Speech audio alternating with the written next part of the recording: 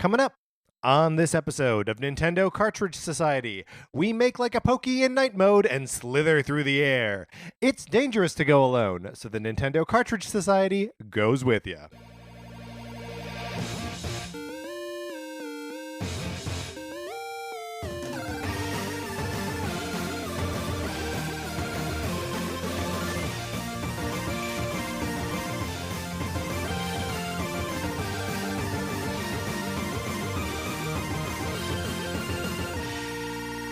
Welcome to Nintendo Cartridge Society. My name is Patrick Ellers, and I'm joined, as always, by my co-host, Mark Mitchell. We've got a good show for you today. We're going to be talking about the news from the week, including the Super Mario Maker 2 update, and then on Thursday, we've got part 2 of our Best Nintendo Music Tournament.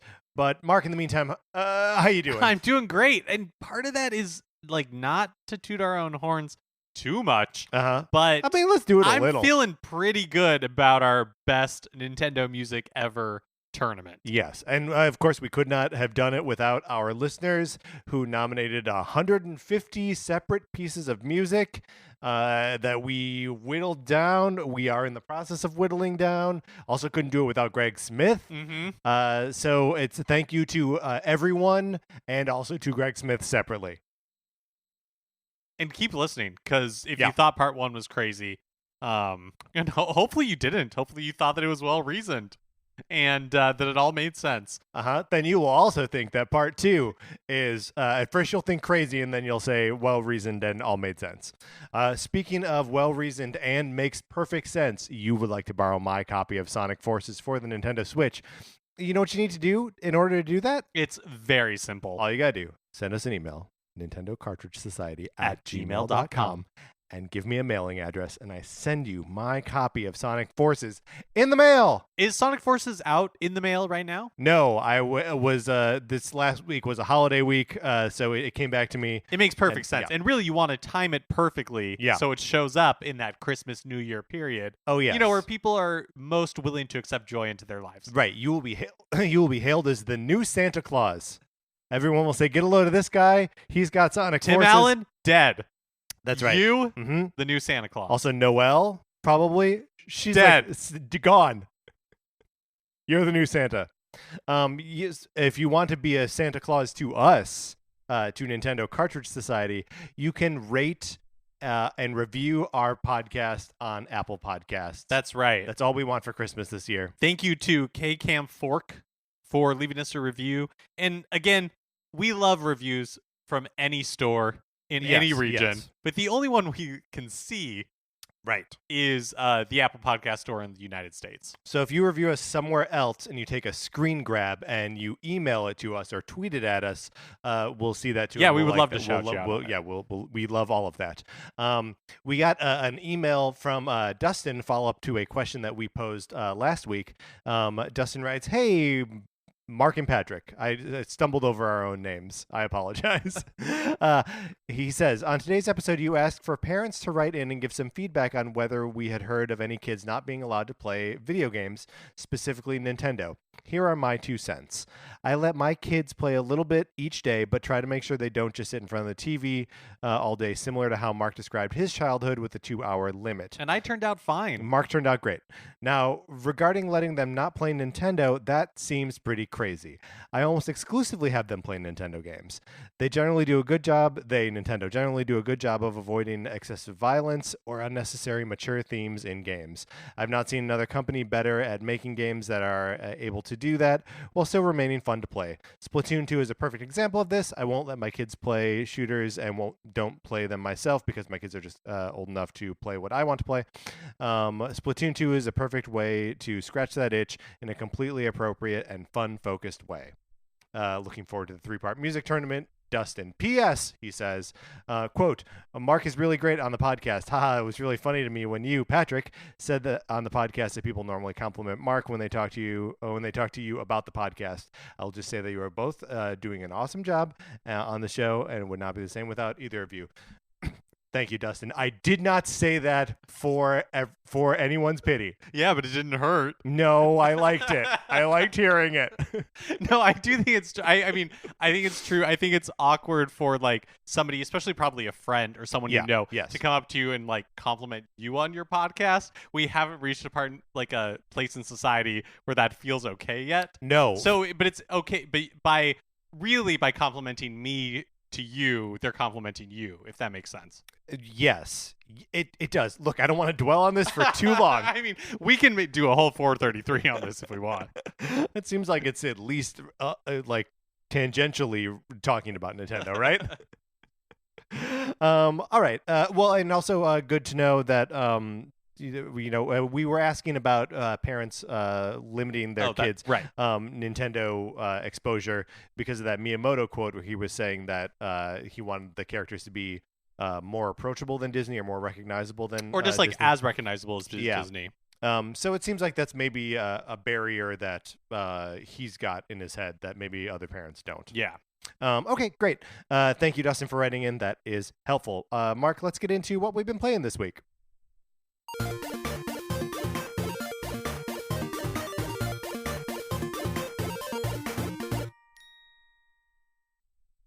So I have gone hard back into Dragon Quest XI-S Echoes of an Elusive Age Definitive Edition for the Nintendo Switch.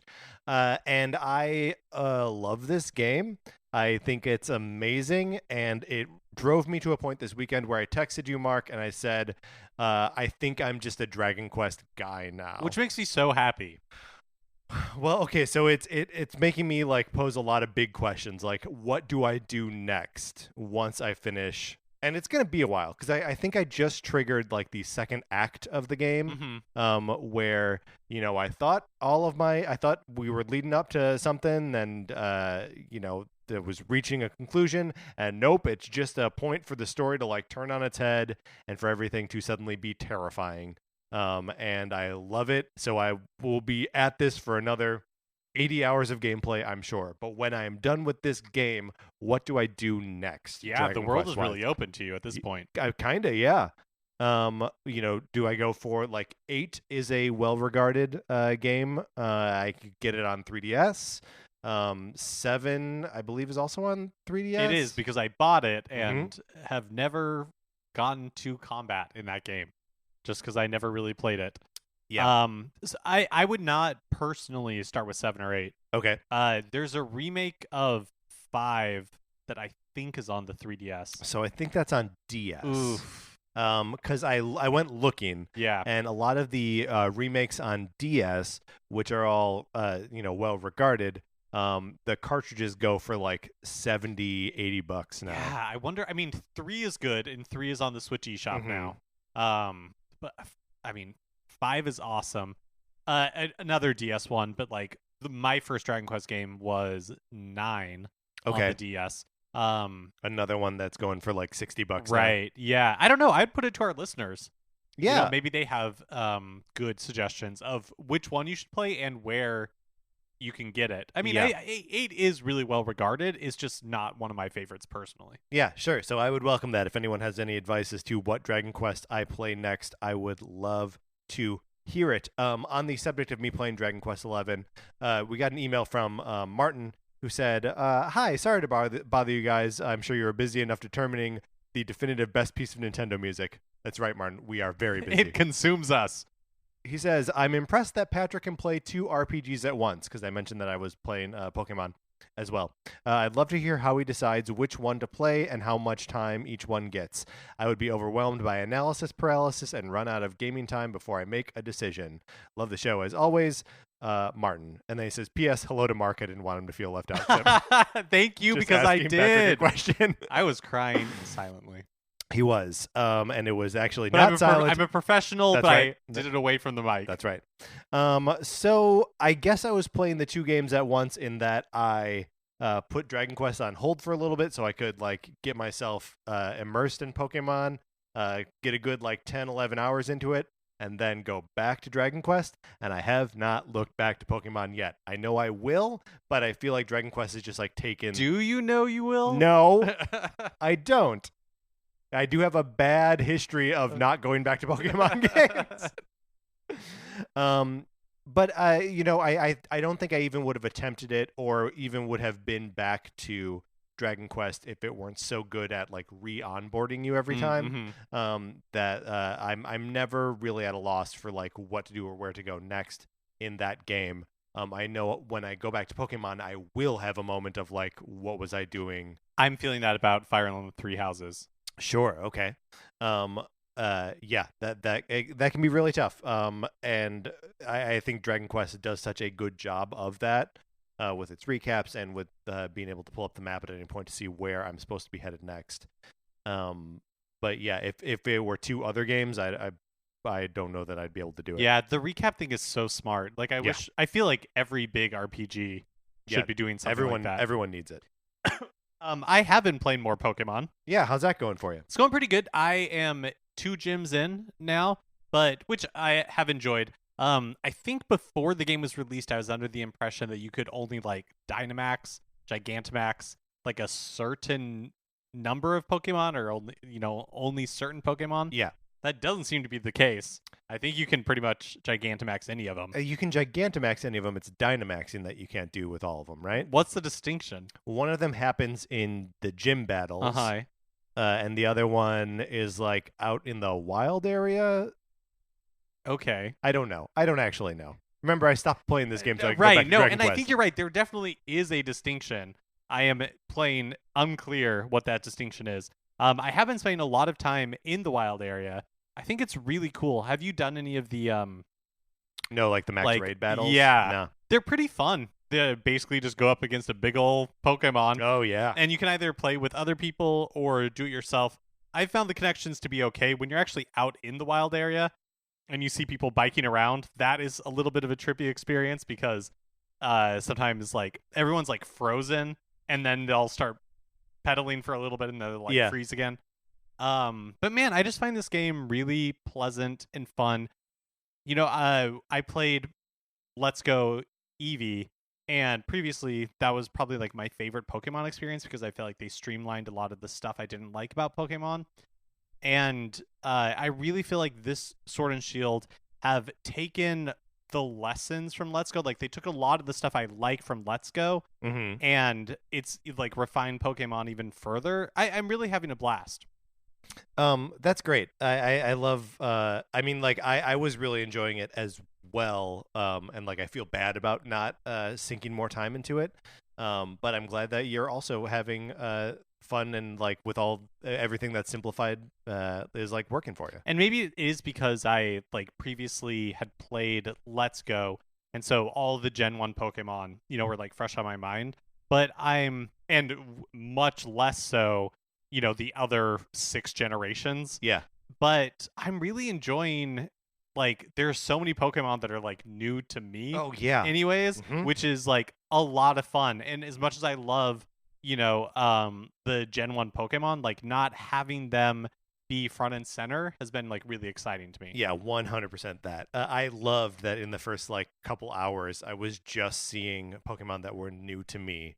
Either because they were genuinely new or because they were more obscure Pokemon from later gen. So yeah, I love that too. And then I've also been playing Super Mario World, which man, just a great game. Solid it game. was like rainy over Thanksgiving and kind of cold. And like cold, and like the holidays are just a perfect time to pull out your favorite game and play a little bit of it. And man, this game is so good.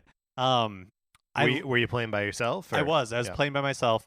Like all the levels with like the secret exits, and when you're at a level with the secret exit, and some of them are like really tricky. Yeah. And you're like, I gotta get this one. Like there's the one on like, I don't know I can't remember what it's called. It's like Butter Bridge or something. Don't know what it's called. And you have to, like use your cape to go like under the first one, under the first exit, and then pop back up in time to get to the second exit. Like it's so good. I love this game so much. Yeah, I mean it's an almost perfect game. And one that I didn't like as a kid, I wasn't as invested in as I know I should have been. But like kind of as an adult, like rediscovered it Maybe like in college is when I was like, oh, wait a minute. I should be playing this game like every year. And I basically do. Like I own it on so many different platforms and I'll play it anywhere it goes. All right, that's what we've been playing this week. Let's get into the new releases and what we might be playing next week.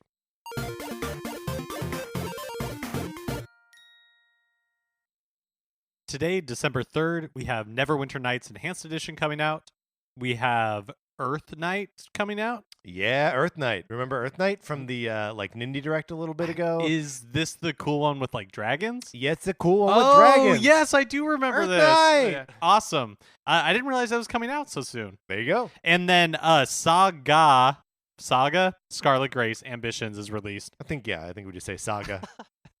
I mean, the G is capitalized, so like it's confusing, but I mean, it's not that confusing. I've heard this franchise talked about a billion times. Yeah. And then on December 5th, Star Ocean First Departure R is released, as well as Alien Isolation. And then on December 6th, Assassin's Creed The Rebel Collection, which is 1, 2, and 3. No, I wouldn't think it'd be 1, 2, and 3. I think let's actually look it up because is it 3? My instinct was going to be 3, and then Black Flag. Yeah, maybe Black Flag. I mean, let's just look it up. What's the name of it? Assassin's Creed The Rebel Collection. Rebel Collection. All right, looking it up. It looks like okay, hold on. I'm pulling up an image of the Assassin's Creed Black Flag and Assassin's Creed Rogue. Oh. Okay. So there you go, coming out on Nintendo Switch for $40. Is anything in here of interest to you, Mark? No, I've got to make progress on either Pokemon or Fire Emblem or Star Dragon Quest 11S. Yeah, I mean you're singing my song. That's me exactly. And then also like Shovel Knight comes out next week. So yeah, there are some interesting games in here like Alien Isolation, and I'm always a little bit intrigued by a Star Ocean game, but I'm never gonna pick it up. So, I mean, Earth Knight. Maybe I'll pick up. Maybe Earth Earth Knight. Maybe Earth Knight. Okay. Well, so let's close out the new releases.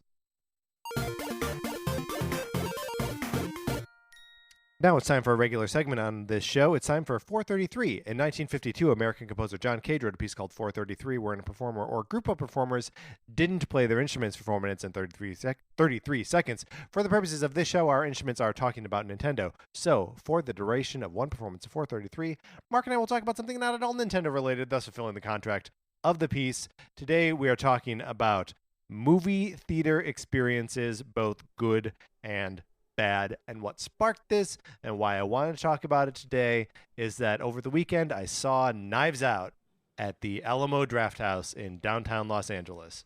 And I've been to an Alamo Drafthouse before, but there it's nice. I've never been. Oh man, all the theaters are really small, right? Intimate. Yeah. Yes. And it doesn't like feel. It's not like a small screen. I mean, maybe it is, but it doesn't feel that way. But yeah, it's not a lot of seats.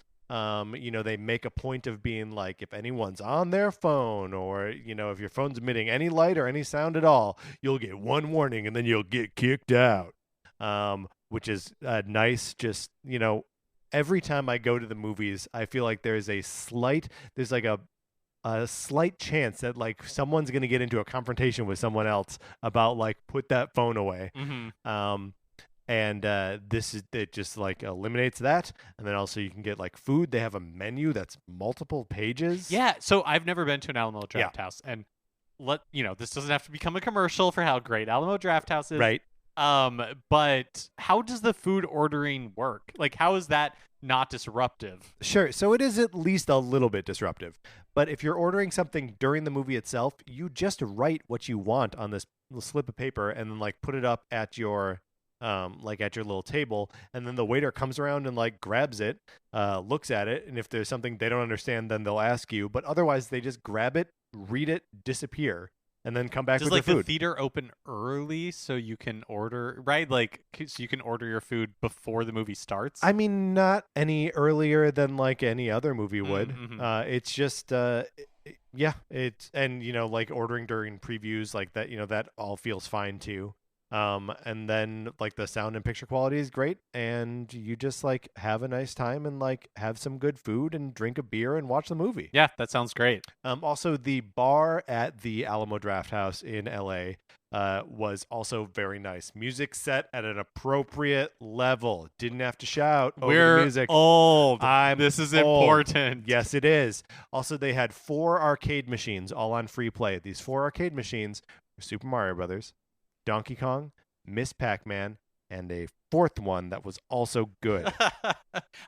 Don't they also have, again, this is not a commercial, but right. Don't they also have like a movie rental program type thing? They also have a movie rental program type thing, which seemed great because it's like free movie rentals, I think. That's awesome. I might be making that part I've got to go. You got to go. You got to go. You pay for it, right? The ticket itself is almost $20, but that's comparable to seeing something at like the ArcLight. Yeah, totally. What do you look for in a movie theater experience? What do your favorite theaters have? So I like in LA, I really like the Vista, which is an old theater that was built in maybe the 1930s, 1920s, something like that. Sure. That has kind of been renovated, and they just show one movie at a time, but the tickets are really cheap. They're like less than $10. Yeah. And it's such a fun crowd going experience. That's where we saw like Avengers Endgame. Yep. And it's just like a really fun theater to see those like event movies in. Yeah, totally. And then like I do appreciate the ArcLight or any place that kind of makes I love going to the movies. I love going to the theater, and so any place that like makes it a positive experience where that like people aren't going to be talking or looking at their phones or taking selfies or all that kind of stuff is that's really what I'm looking for. Did I tell you about when Sarah and I went to see the second Spider-Man? When I say the second Spider-Man, I mean the second Spider-Man. So Spider-Man Far From Home. That there was a kid in the row in front of us who pulled out his phone and filmed every second of the movie that Zendaya was in. That's so annoying, but that's so funny to me. I mean, it's that, and we ultimately said nothing because it's so funny that he just wanted to capture the moments of the movie that Zendaya were in. Well, so my husband and I went and saw Frozen 2, not this last weekend, but 2 weekends ago. Opening weekend, we went and saw Frozen 2. That's right. We did the same. And in the row in front of us, we were just unlucky in where we like sat. The row in front of us was like a group of teenagers. Who were not honestly were not that they were fine, right? Except that they were taking like selfies through the entire thing. So like weird. There would be like flashes occasionally, which is like kind of like annoying, especially because that I'm terrified that they're like taking photos of me. Oh yeah, and being like, and they look are. At They are. Look at this ghoul sitting behind us. One time I saw a swim fan and there was a knife fight at the end. All right. We were accompanied today by the K2 Orchestra. And so thank you for that, K2 Orchestra. Mark, let's get into the news.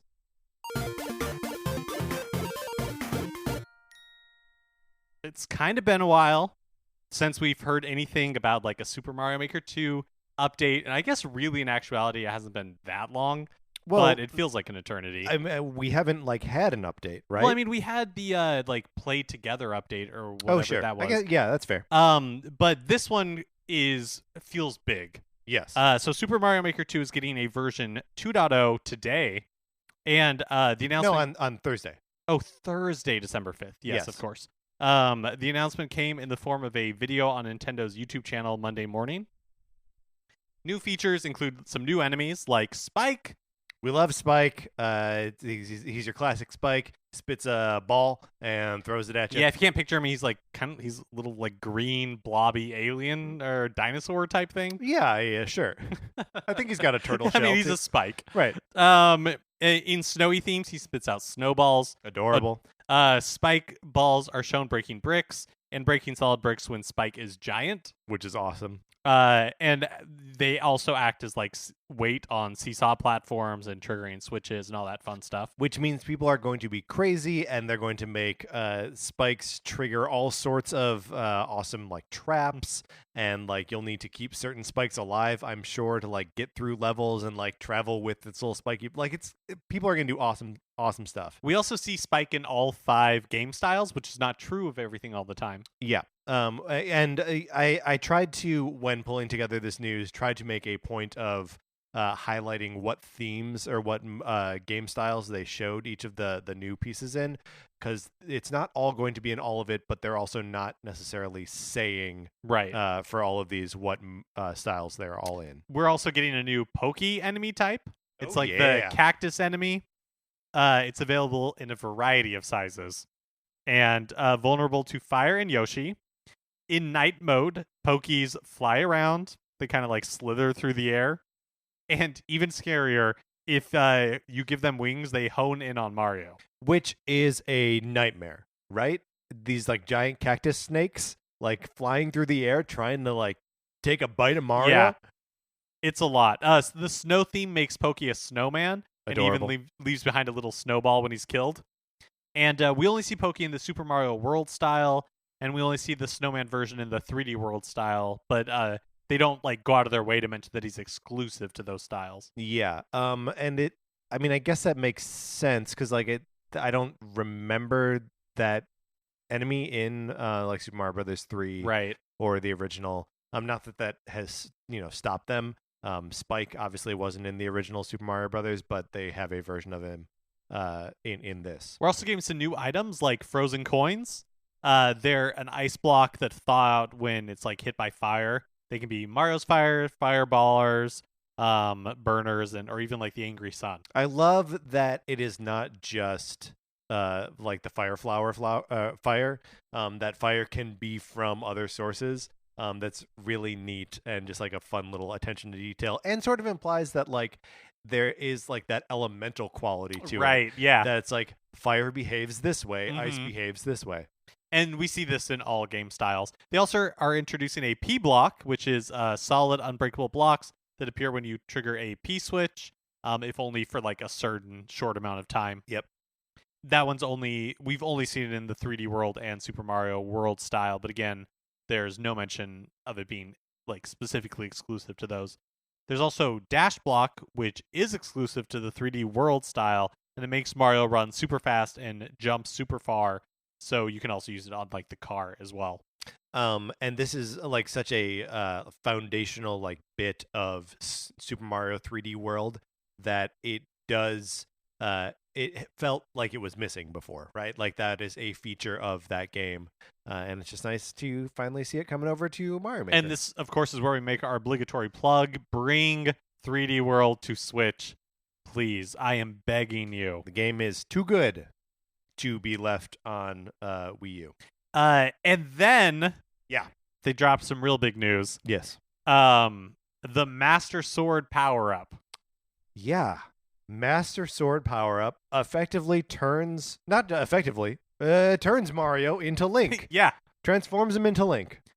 With like all of his moves. Yes. Right? For the 8-bit version. I think it's exclusive to the 8-bit version. So Mario transforms into Link. He can attack with a shield, he can attack with a sword and block with a shield. He can dash attack and down thrust. You get bomb and arrows. They can be used to collect coins, and items can be aimed in 3 different directions. Bombs can blow up solid bricks. Comes complete with an 8-bit Zelda music and sound effects, and it looks awesome. Yeah, it looks it like transforms the game, right? I wonder what the like kind of workaround is here for like if you get hit, do you lose that power up? Right, yeah. Because one of the things that I really liked about the original Super Mario Maker is that it had for the original Super Mario Brothers style all of these mystery mushrooms where you could scan in an amiibo and get like a different costume for any of the amiibos that you could scan in, so you could make Mario look like whatever, right? And a lot of levels that I played at that time, they would place a new mystery mushroom like every couple screens, so that you were always going to look like Charizard, right? They never want you to not look that way because that's the theme of the level, right? And then so I just hope that like for this, if the Master Sword appears one place, that like you just have new opportunities to just keep getting it. Right, you know or if you like die and I guess maybe just after a checkpoint they have to place a new one in case, like backup. Yeah, it'll be interesting to see. I think it's I am, like you, very excited to see what people create using all this new stuff. There's also a completely new gameplay mode called Ninja Speedruns. That's right, Ninja. They're courses created by Nintendo specifically for this mode. Other players' Ninja Ghosts run the course with you, and new courses are going to be distributed periodically. You clear courses to collect stamps and Mii costumes, and you get like circling gold stars around your Mii if you're good enough. Which is all very exciting. I think the most exciting part of this is new Nintendo created levels. Totally. And with the promise that they're going to be rolling them out, whatever periodically means. That might mean that there's, days or weeks or months between when they're released. But just the promise of more Nintendo levels is that's enough to get me back in and excited. Yeah, totally. Hey, Patrick, it's rumor time. Rumor time. So 2 Metroid games will, according to this rumor, both alike in dignity. 2 Yes. 2 Metroid games yes. will be coming to the Nintendo both Switch alike in dignity. Over the course of the next 2 financial years. Yes. So Nintendo's fiscal years kick off in March. Mm-hmm. So over the course of the next 2, we could be getting 2 new Metroid games. The first of which is the much-rumored Metroid Prime Trilogy HD that is supposedly due out this coming fiscal year, starting in March. And then the second is a remake of Super Metroid, due out the following year. The rumor is that the remake would be in the same style and scope as 2017's Metroid Samus Returns for the 3DS, which was developed by Mercury Steam. It also implies a much more expansive remake than this year's Legend of Zelda Link's Awakening, which was like a very faithful, like square for square remake of that game. Yeah. So, Samus Returns was a very, it took the overall concept and that was basically it. Other than that, it was like a brand new game. Which feels right to me for... Okay, I'm about to say something and then I'm going to immediately contradict myself. Great. That feels okay, right for me for Samus Returns or Return of Samus, like the Game Boy game. Yeah. Right, and bringing it to like a higher fidelity system. But weird to do for Super Metroid, which is like one of the best games of all time. Yeah, agreed. Because Return of Samus is a flawed game. Like, it has a lot of problems. And so, getting the update, updating it is not adequate. You needed to tear it all down and rebuild it. Now, that being said, Zero Mission is one of my favorite games of all time. Or my favorite Metroid games of all time. But the first Metroid game is also flawed. Yes, totally. And is the original, I feel for me personally, is borderline unplayable. So I kind of need the Zero Mission, which is why when you said remake of Super Metroid, I was like, I don't know that I need that personally. And I'm also so attached to the atmosphere and environment that the sounds and visuals of that game already give me, that I know I'm going to have a reaction against a Super Metroid remake. And I'm sure it'll be great because Samus Returns was great as well. But I'm just I'm worried about it.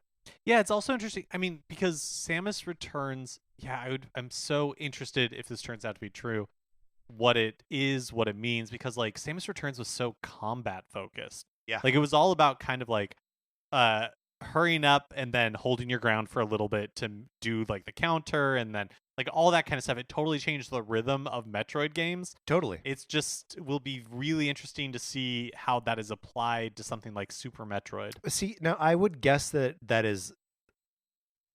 a Super Metroid remake would not be as focused on combat, because one of the core components of the Return of Samus is that you are on SR388 hunting down the Metroids.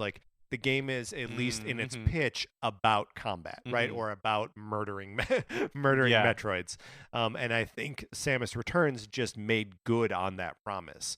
So I would hope that if it's Mercury Steam or whoever, that they are looking at what the concept of Super Metroid is which is fundamentally about like exploration and like slowly gaining mastery over the environment, and adapted that, which wouldn't be as combat focused. But, yeah, that's very true. And also, like we just saw a seminal game, Link's Awakening, be remade for the Switch, I would say very successfully.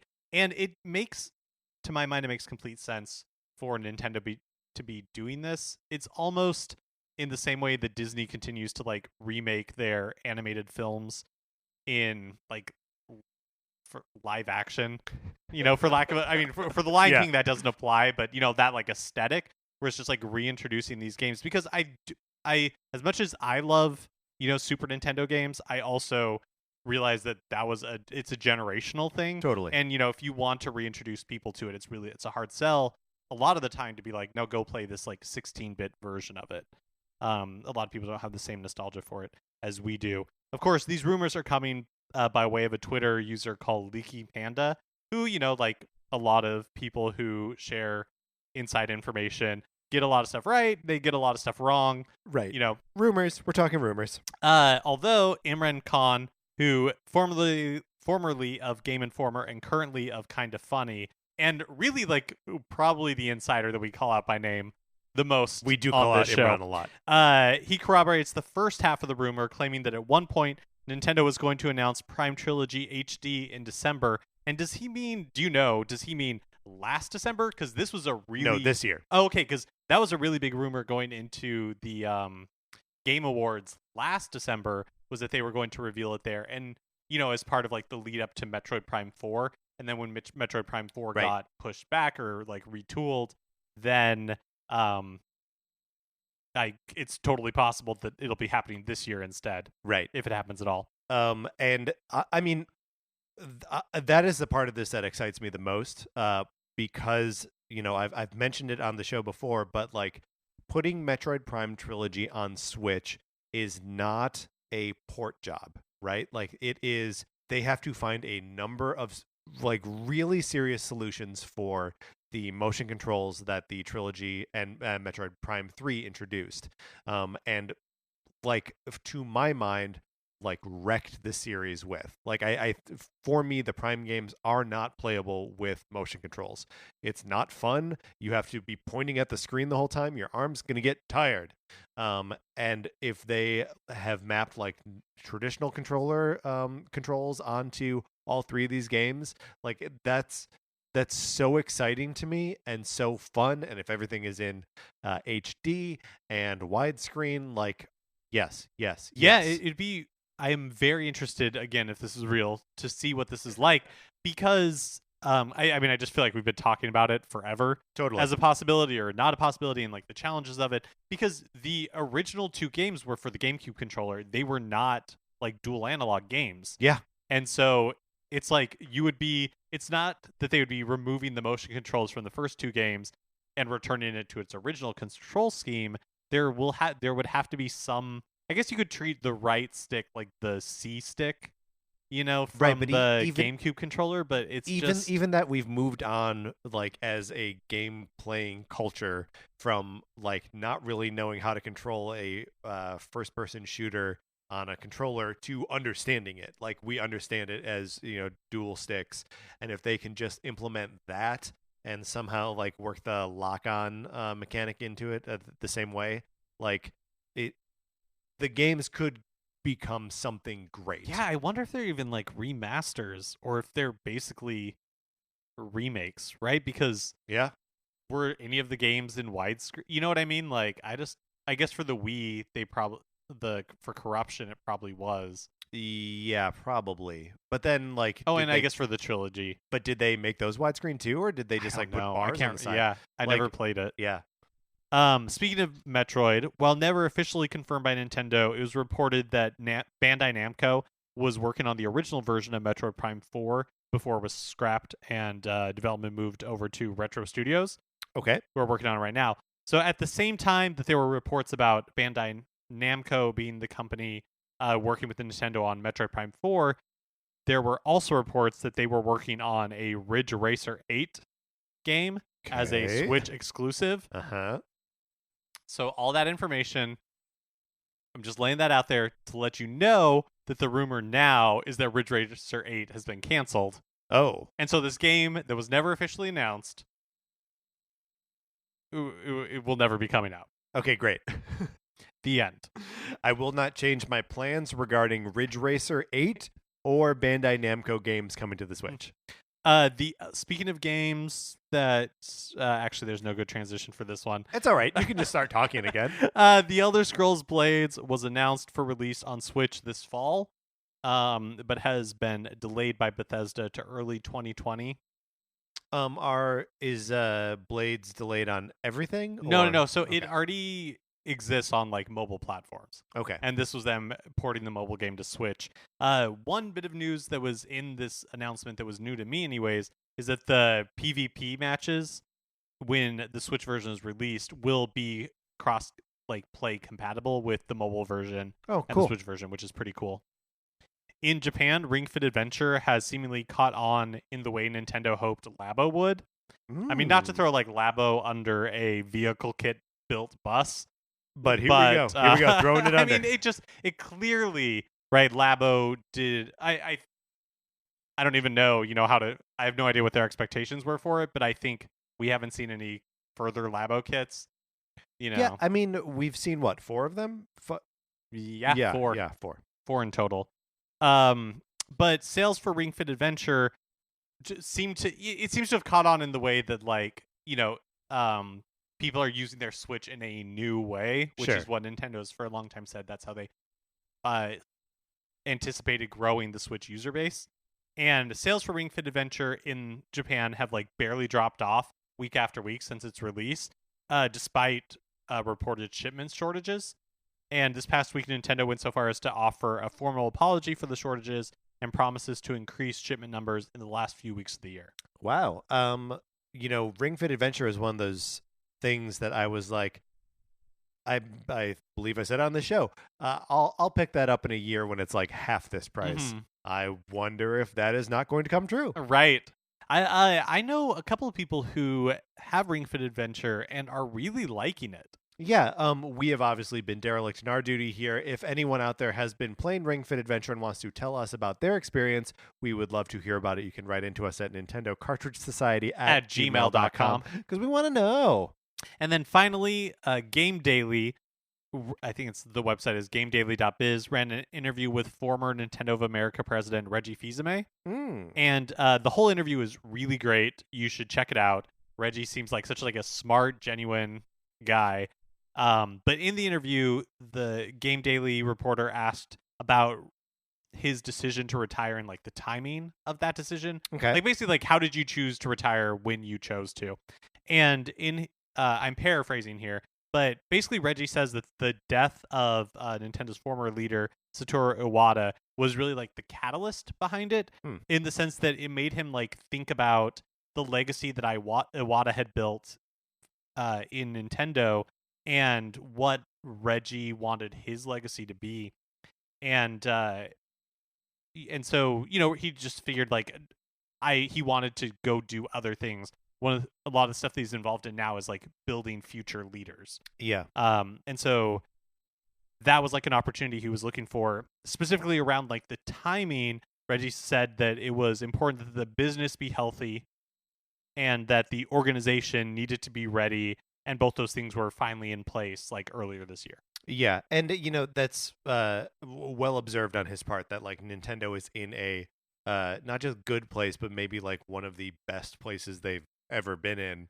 Having put out, Odyssey and Breath of the Wild within the last couple years, and that the Switch is a cultural moment.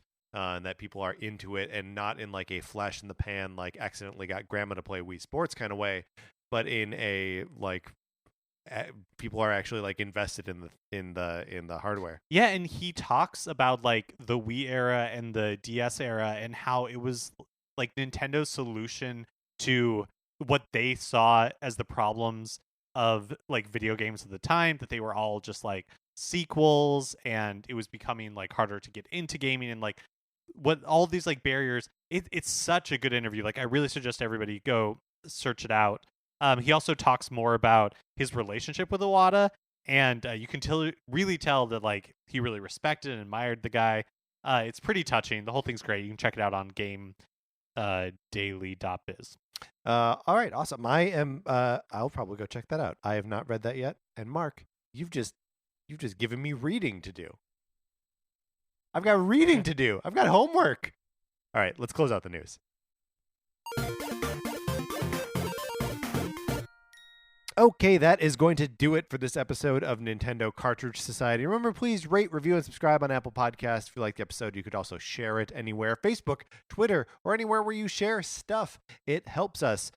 Also, on Thursday, we are putting out our second part of the Best Nintendo Music tournament, which will complete the bracket. You will know all 8 entrants in the tournament, and we would love to know what your reactions are to it, who you think should beat what, and when all of this comes down to it, that is the only part that we haven't recorded yet, is actually running the bracket itself. So if you can get those reactions into us by like next week, Monday, we can maybe talk about them on the show itself. Mark mentioned it before, but the first episode was a ton of fun, and it feels really good. Second episode, just as fun, just as good, right? Right. So just be excited for that, I guess. I don't know what my command. I don't know what's the call to action here. I think it's just send us your picks for our. Yeah, for who should win. Yeah. Right. Yes. And if you think we messed up, don't tell us that. You can follow us on Twitter. I'm at Patrick_Ellers. Mark is at MK Mitchell, and the show is at NinCart Society. You can check out the Facebook page, which is just Nintendo Cartridge Society. Olivia Duncan made our logo. Our theme music is provided by 8-Bit Betty. You can get more of 8-Bit Betty's music by going to 8bitbetty.com or by listening right now. From my co-host, Mark Mitchell, this is Patrick Ellers saying thank you for listening.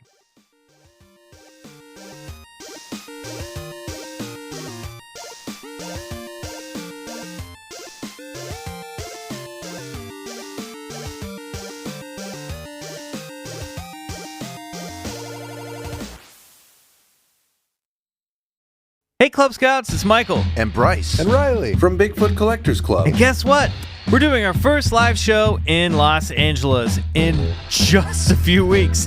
That's right, everybody. We're so excited for Bryce's new show, Expedition Bigfoot, on the Travel Channel, that we're going to have a viewing party at the Bigfoot Lodge in Atwater Village. Could you pick a better place? You could not. Guys, we couldn't. So, Monday, December 9th, from 7 to 9 p.m., we're going to be showing the first episode. That's right, of Expedition Bigfoot. And then we're going to talk to Bryce and a special guest. After the show, we're going to record it all live for you, the audience. And guys, what's the best part about this whole night? You get to come meet us, and it's free. It's free, guys. It's free. So join us Monday, December 9th from 7 to 9 p.m. at the Bigfoot Lodge for our Expedition Bigfoot viewing party and live podcast recording. It's going to be big!